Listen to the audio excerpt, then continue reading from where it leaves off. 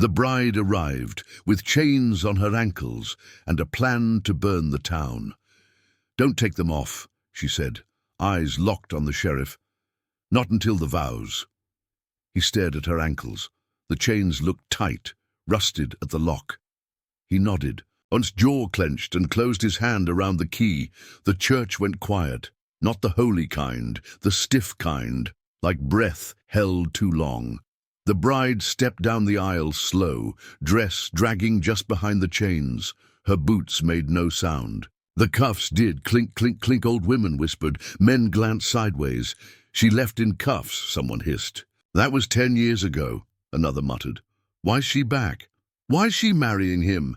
June, preacher's daughter, leaned forward in her pew. "You walk back in like some ghost bride," she whispered. "You ain't even blinking." The bride heard, didn't flinch. Up at the altar stood the governor's son, hair combed too clean, jaw tight. He didn't smile, she didn't either. "Do you take this man?" the preacher began. "Stop," she said. "Let me kneel first." She dropped to her knees. Hard. The chain clanged against the old wood floor. The preacher hesitated. The son looked down. "This is a performance to you?" She looked straight ahead. "No, it's a funeral." For a second, nothing moved. Then she blinked. Slow. Memory hit like a match strike. She was 15, fire under her bed, her sister screaming. Down the hall, no one came. She touched the hem of the dress. It felt warm. "I don't know what kind of game this is," the son muttered. She whispered, "It's not a game. It's a reckoning." His eyes narrowed. "You think marrying me puts you in charge?" "No," she said. "Burning it down does." He turned his head, lips pressed tight. The preacher tried again. "Do you take this man?" Her eyes drifted up, past the candles, past the cross, to the rafters. Something moved up there, slow, watching. She didn't look away, didn't blink. The chains tightened around her ankles like they remembered, and she smiled, just barely. The preacher's voice kept going, but her eyes never left the dark. "You smell that?" she whispers. "It's burning." The preacher pauses, mid-sentence. His eyes flick to the candles, then to the rafters. Nothing moves, but the air changes, thickens. She stays kneeling. Sweat breaks along her collarbone. The chain shifts. Under her, the floor is stained. A black smear soaked into the boards. Dust, blood, something older. Flash, a girl in a chair. Hands bound, bare feet. Heat rising from an iron held too long in flame. The hiss, then silence. The preacher clears. His throat. "Repeat after me." She does. Word for word. Flat, no feeling. Like reading a name off a stone. "I do. I do," he says back, voice clipped. "You may kiss." "No," the bride says. The preacher blinks. The groom doesn't move. "You're not what they told me you'd be," he mutters. She looks at him once, cold. "Neither are you." He stares, jaw working like he wants to say something cruel. She stares back. Dares him. Outside, a scream. Cuts through the air, sharp, real, every head turns. The sound dies fast. The bride stands. The chain drags. Crows lift from the trees beyond the windows, flapping hard and fast into the sky. The preacher steps back. "You're married now. That's done." The bride doesn't answer. The groom offers his arm. She doesn't take it. June watches from the pew, eyes wide. The sheriff walks forward, quiet. "Unlocks the chains. They'll come off now," he says. The bride nods once. Her ankles are raw. The chain falls to the floor with a dull thud. The doors open. The wind comes through strong, like it knows what's next. The scream is gone. The crowd stays seated, confused. No one follows. The bride walks out first. The groom follows. The doors slam behind them. The church stays silent. She doesn't look back. "You'll sleep in the east wing," the maid says. "No one goes there since the first bride." The hallway stretches long, wood warped, walls thick with age. The whole place groans, like it knows she doesn't belong. "Who was she?" the bride asks. The maid shrugs. Didn't last. She steps inside. The room smells like bleach, but not clean. Underneath it, something wet. Mold, maybe, or grief. The door shuts behind her. She stands still, listens. There. Soft. A whisper. Then another. Too high-pitched for grown voices. Children. Behind the drywall. She leans her head to it. Help us. The voice is gone. She walks the room slow, finds the trunk under the bed, old wood, heavy lid. Inside, a rosary made of tiny bones, a ring half melted, burned, a folded note. He made us kneel. She sits on the bed and reads it again. Her hands don't shake, footsteps outside, she doesn't look up. He stands in the hallway, her husband, barely. You moved in fast, he says. Not my first time in a room like this. You don't have to like me. Just look the part. I'll do more than that, she smiles. It's too sharp. He watches her for a beat, then walks off. She waits until his steps fade, then lights the candle. Slow, careful. She leans close, whispers to it. The flame shifts, flickers once, then bends toward. A voice comes back. Not loud, not kind. You took too long. She doesn't flinch. I'm here now. The flame crackles, the shadows shift. She lies down, eyes open. The wallpaper moves, just slightly. The candle stays burning. Then, at midnight, knocking. Not at the door. From inside the fireplace. This town forgot I was a deputy once, she says to the mirror. But I didn't. She pulls back the rug, kneels. The floor creaks as she pries it open with a flat knife from the vanity drawer. The wood splits easy. Underneath, dust, dry rope, a tin box wrapped in old cloth. She opens it. Inside, a badge, rusted, dull, still shaped like justice. Her reflection stares back at her. They took the badge, her voice low, steady. Not the truth. She pins it under the lace at her waist, tight, close to skin. The chapel's empty except for June lighting candles. You knew what they did to us, she says. June freezes, doesn't turn. I was 15, she whispers. What was I supposed to do? Say something. June looks at her now, face pale, throat tight. They threatened my daddy. They burned my sister. They stare at each other. No tears, just the weight. Flash, a girl by the well. A man in a wide-brimmed hat, holding her jaw shut. The girl doesn't scream. I thought they were just rumors, June says. They weren't. The bride turns and leaves. The governor's study door is locked. She slips a pin from her hair, kneels, works the lock like she used to on confiscated. Evidence boxes, it clicks. The room's full of dust and leather. Desk at the center, drawers deep. She opens the bottom one. Photos, dozens, names scribbled on the back, faces young, some she knew, most she didn't. Her hand trembles once, then stops. She flips through, finds her sister. No smile, dirt on her cheek, eyes half closed like she knew what was coming. She slides the photo into her boot, stands, shuts the drawer. The badge presses against her ribs. The fire in her chest doesn't hurt anymore. She walks into the hall, into the dark. I dug it myself, she says to the wind. They told me it was for water. The path's overgrown, the moon's low. She walks barefoot, chains in one hand, shovel in the other. The hem of her dress is torn, dirt already under her nails. She reaches the clearing, the stones still circle. The mouth of the well. One has her initials carved into it. She kneels. The chain clinks against the rock.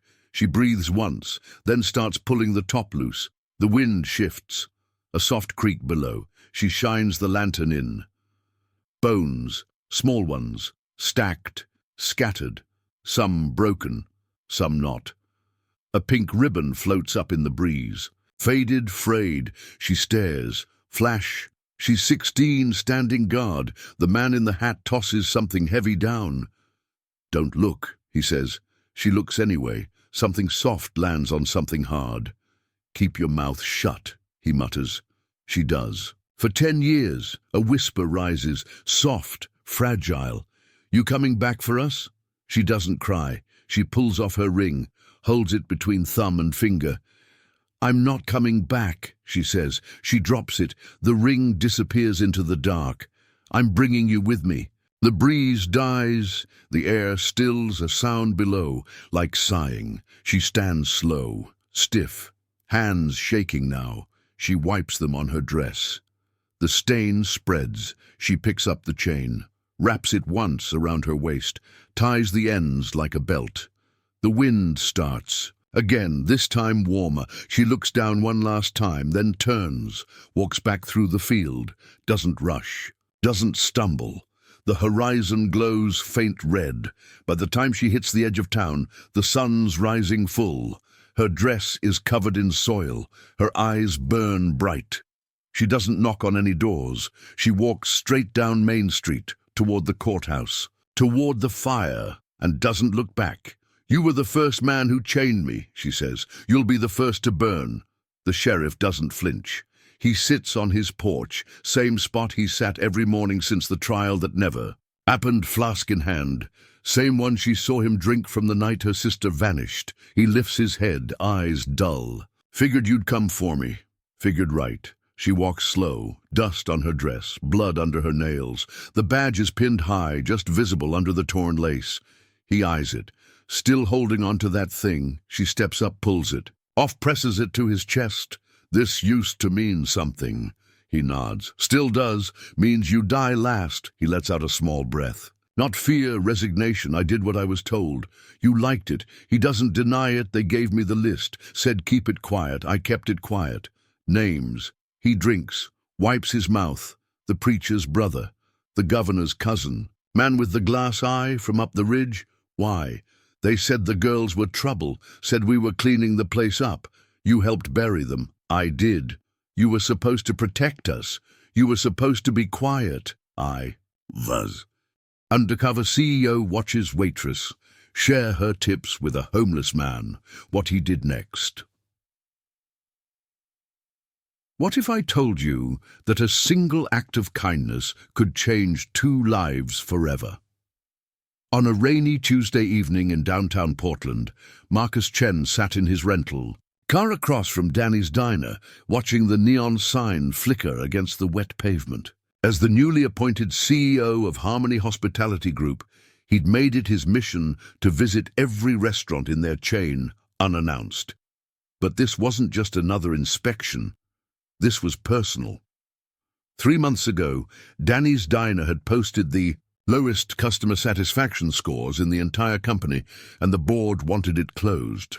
Marcus had fought for one last chance, promising he'd find a way to turn things around. Now, pulling up his hood against the October drizzle, he stepped out into the night air that smelled of coffee and possibility. He had no idea that the next hour would teach him more about leadership than his MBA ever had. "Where are you watching from tonight?" Marcus pushed through the glass door of Danny's Diner, immediately hit by the warm aroma of fresh coffee and bacon grease. The place looked tired, cracked vinyl seats, outdated fixtures, and walls that had seen better decades. But it was clean, and there was something genuine about its worn-around-the-edges charm that his corporate restaurants lacked. He chose a corner booth where he could observe everything, pulling out his phone to review the damning reports. Low ratings, complaints about slow service, high employee turnover. The numbers painted a clear picture of failure. "Evening, honey, coffee to start?" The voice belonged to a woman in her early 30s, with auburn hair pulled back in a practical ponytail. Her name tag read Sarah, and despite the tired lines around her eyes, her smile was genuine. Marcus looked up from his phone, struck by the warmth in her voice that contrasted sharply with the clinical efficiency he was used to in his upscale establishments. "Please, black coffee would be great."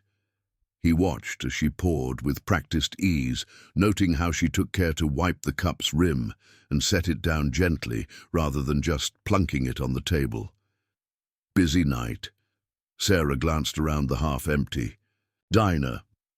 "Oh, you know, Tuesday nights are usually quiet, but that's okay by me. Gives me time to actually talk to folks instead of just rushing around." She pulled out her order pad. "You new in town? Don't think I've seen you before." Marcus had prepared for this, just passing through on business. Heard good things about this place. The lie came easily, but something about her genuine interest made him feel uncomfortable about the deception. As Sarah took his order for the meatloaf special, Marcus noticed her checking on every table, refilling coffee without being asked, and genuinely listening when the elderly man at the counter told her about his grandson's baseball game. This wasn't the indifferent service the reports had described. He pulled out a small notebook, jotting down observations while trying to look like he was working. The diner filled with a mix of late-shift workers, truck drivers, and what looked like regulars who clearly knew Sarah by name. She moved between tables with easy familiarity, remembering that Tom liked his eggs over easy and that Mrs. Rodriguez needed extra sugar packets for her coffee. It was the kind of personalized service that corporate training manuals tried to teach but never quite captured. When his food arrived, Marcus was surprised by the quality. The meatloaf was homemade, the mashed potatoes weren't from a box, and everything was prepared with care. This wasn't the declining establishment he'd expected to find. So why were the reviews so consistently negative? His answer came at 9:30 p.m., when a man in his 40s stumbled through the door, clearly intoxicated and agitated. "Sarah," he shouted, causing other customers to look up nervously. "Where's my money? You promised me you'd help with rent." Sarah's face flushed red, but she approached him calmly. "Danny, please, not here, not now." Marcus realized this must be Danny Kowalski, the franchise owner whose name was on the building. "Don't tell me not now," Danny slurred, his voice carrying across the quiet diner. "I pay you to work, not to give away my profits to every sob story that walks in here." He turned to the other customers, spreading his arms wide. "You know what your sweet little waitress does? Gives away food to bums and probably steals from the register too." The accusation hung in the air like smoke. Marcus watched Sarah's shoulders, tense, saw the way other customers shifted uncomfortably in their seats. This was it. The source of the bad reviews wasn't the food or service. It was the toxic environment created by an owner who publicly humiliated his staff. "That's enough, Danny," Sarah said quietly, but her voice shook. "Why don't you head home? I'll close up tonight." Danny laughed bitterly. "Home? What home? Thanks to your bleeding heart, I can barely afford rent on this dump." He stumbled toward the door, then turned back one more time. "One more complaint, Sarah. One more bad review because of your charity work, and you're done. You hear me?" The door slammed behind him, leaving an uncomfortable silence. Sarah stood frozen for a moment, then slowly began clearing empty tables. Her movements mechanical now, the warmth gone from her interactions. The few remaining customers ate quietly, the easy atmosphere completely shattered. Marcus stared into his coffee cup, his corporate evaluation suddenly seeming woefully inadequate. How do you measure the cost of a broken spirit on a customer satisfaction? Survey? The diner emptied quickly after Danny's outburst, leaving only Marcus and an elderly truck driver named Pete, who sat at the counter nursing his pie and coffee. Sarah moved through her closing routine with mechanical precision, but Marcus could see the tremor in her hands as she wiped down tables. The confident, caring woman from earlier had retreated behind walls of embarrassment and hurt.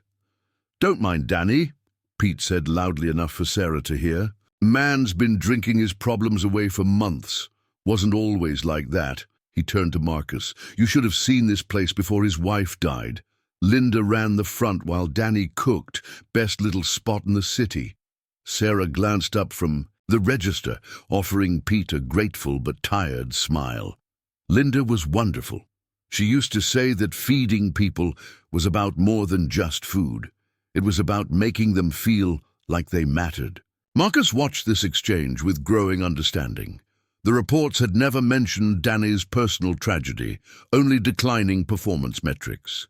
He made another note, but this time it wasn't about operational efficiency. As Pete left with A generous tip and a "take care, sweetheart" for Sarah, she finally approached Marcus's table. "I'm sorry about that scene earlier. Danny's been having a rough time since—" She trailed off, then straightened her shoulders.